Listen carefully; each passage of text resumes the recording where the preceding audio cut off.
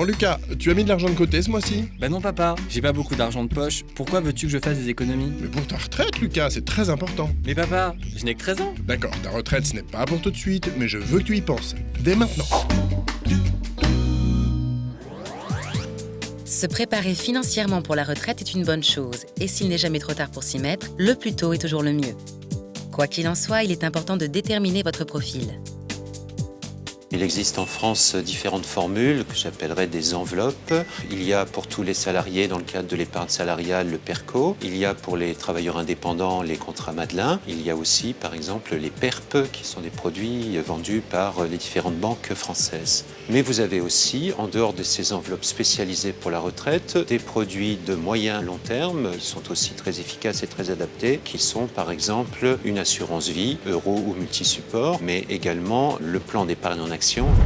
Une fois votre formule trouvée, vous devez faire un autre choix.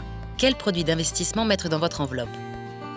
Il faut absolument avoir une perspective de long terme. Dans ce cadre-là, la diversification est toujours le maître mot. Reste à savoir comment bien diversifier. Là encore, selon votre profil, différentes options s'offrent à vous. Quand vous êtes sur une perspective de très long terme, il est souvent plus intéressant de prendre un peu plus de risques.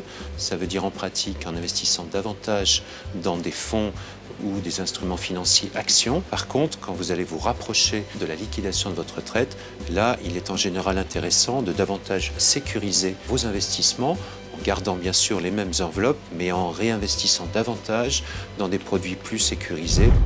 Enfin, après avoir investi, continuez à suivre l'évolution de votre épargne et vivement conseillé. Pensez à épargner en fonction de votre profil N'oubliez pas de diversifier vos placements. et de les suivre régulièrement. Alors, combien d'économies ce mois-ci? Bah 2 euros. Dis, tu crois que ce serait possible d'augmenter un peu mon argent de poche?